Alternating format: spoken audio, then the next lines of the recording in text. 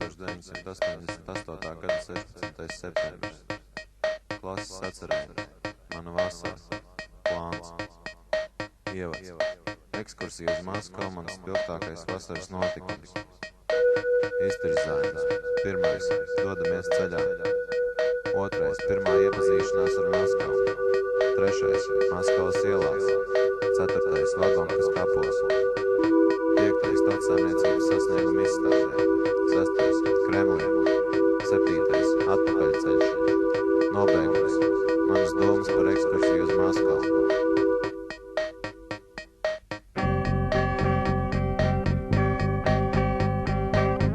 Šī vasara man nebija tāda kā citas vasaras. Jau pats tās sākums bija neparasts. Es pabeidzu savu pirmo skolu. Vēl pie vasaras notikumiem var pieskaitīt manu iestāšanos jaunā skolā, piedalīšanos skolēnu dziesmu svētkos un darbu lapas. Taču šī notikuma nav tik svarīga, lai es tos pieminētu turpmākajā stāstījumā. Kad atskanēja pēdējais zvans uz pēdējo stundu, mēs devāmies klasē. Klasē mūs sagaidīja skolotājs. Lēnām it kā negribēdams viņš izdalīja mums mūsu skolas beigšanas apliecības. Kad tas bija padarīts, skolotājs teica: tā kā jūs esat labi mācījušies un nokārtojuši eksāmenus, brauksim jūlijā mēnesī ekskursijā uz Maskavu. Urā! Uz Maskavu! Mēs visi bijām sajūsmā. Vēl neviens no mūsu klases Maskavā vēl nebija bijis. Beidzot gatavošanās uztraukumi ir garām un ērti iekārtojušies vilcienā, dodamies ceļā. Vilciens izbrauc vakarā no Rīgas, bet jau no rīta būsim Maskavā. Šī man ir pirmā reize, kad ar vilcienu dodos tik tālā ceļā. Ilgi nevarēju aizmigt, kamēr vienuļā riteņu klaudzoņi iejāja mūsu snaudā. No rīta pamodies nezināju, kur pat atrodos, bet paskatījies pa logu, ieraudzīju lielus namus, plašas ielas, slaveno Ostankins rodu. Tā bija Maskava. Izkāpuši stacijā Rīga, taisnā ceļā dodamies uz metro. Netālu no metro stacijas pusdiļa atrodas skola, kurā mūs lepni uzņēmies šīs 4 dienas, kamēr dzīvojām Maskavā. Šajā dienā iepazīstamies ar sarkano laukumu un Kremli. Tie mani pārsteidz ar savu plašumu šorumu. Kremļa sienas un torņi tika celti kā nocietinājums 15. gadsimta beigās un 16. gadsimta sākumā.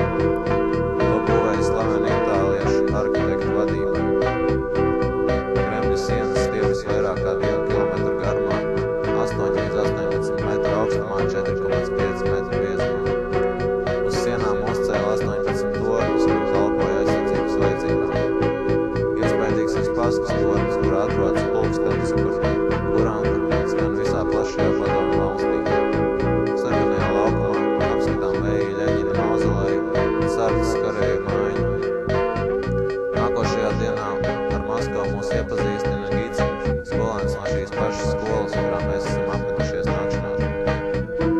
Ejam kājām pa Maskavas ielām un iepazīstamies ar ievērojamākajām vietām. Ģeršīnska laukumā apskatām lielā Petrovska teātra ēku. Ēkas ieeja grazno kolonas un zirgu statuja ar jātnieku Apolonu. Teātra izrāda šajā teātrī vienā reizē var noskatīties gandrīz 3000 cilvēku. Ģeršīnska laukuma vidū atrodas piemineklis Kārlim Marksam un interesants trūplaka. Netāli ir arotbiedrības nams, agrāk kolonu zāle, kur notika greznas balvas. Mazliet tālāk atrodas Maskavas universitāte, centrālā izstāžu zāle, Vēja Ļeņina bibliotēkas vecā un jaunā ēka. Veco ēku agrāk sauc par Paškova māju. Tā ir viena no skaistākajām ēkām Maskavā. Liela posta visām šīm ēkām nodarīja ugunsgrēks 1811. gadā. Tad iegriežamies Āpoškina muzejā un apskatām gleznas, skulptūras un dažādas mākslas priekšmetus. Netālu no muzeja atrodas peldbaseins. Tur peldas gan vasarā, gan ziemā, kaut arī tas atrodas un klājas debesis. Mūsu šīs dienas maršruts noslēdzas Arbutu ielā. Tā domāta tikai gājējiem. Gar ielas malām atrodas daudz veikaliņu un mākslinieki tieši uz ielas ierīkojuši savu darbu izstādi pārdošanu. Nākošajā dienā dodamies uz Vagonkas kapiem, kur apglabāti daudz slaveni aktieri, rakstnieki, kā arī citi ievērojami cilvēki. Pirmais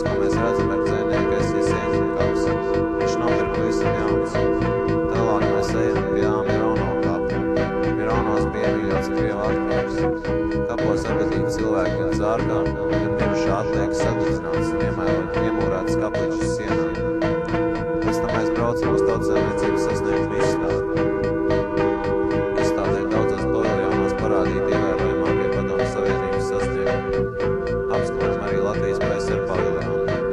Iepazīstamies ar lopkopības, ciltkopības, zirgkopības, putnkopības, kosmosu, tautas plašu patēriņu preču un transporta paviljoniem. Pēdējā dienā dodamies vēlreiz apskatīt Kremli. Viens no galvenajiem Kremļa arhitektūras pieminekļiem ir Uspenskas baznīca. Tā celta itāliešu arhitektu vadībā 15. gadsimtā.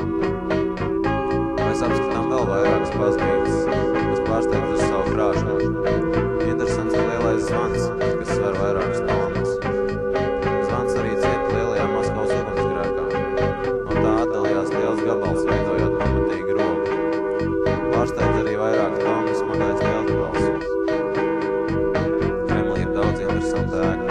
Kongresa pils, lielā Kremļa pils, PSS ministru padomes ēka, arsenāls, ieroču palāta OC. 4 dienas paskrēja nemanot. Pateicamies laipnajiem skolas senniekiem par nakts mājām un steidzamies uz vilcienu. Atkal vilcienu logā pavīd Nāmi ielas un slavenais Ostankina tornis. Skaļrunī atskan vilcienu vadītāja balss. Nākošā stacija Veļikija Lopla. Pēc 13 stundu braucienu izkāpja mūsu cimtajā Rīgā. It kā viss brauciens uz Maskavu būtu bijis tikai sapnis.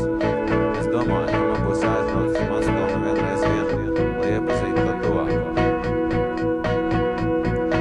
Šī ekskursija ļauj tuvāk iepazīties ar mūsu dzimtās zemes skaistumu, Padomju Savienības tautu kultūras tradīcijām un to sasniegumiem mākslas, zinātnes un tehnikas jomā.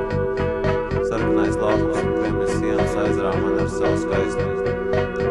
Valsts galvaspilsēta ar tās vairākiem miljoniem iedzīvotāju nerimās dimdēt pat naktī, un es šo dimdoņu neaizmirsīšu vēl ilgi.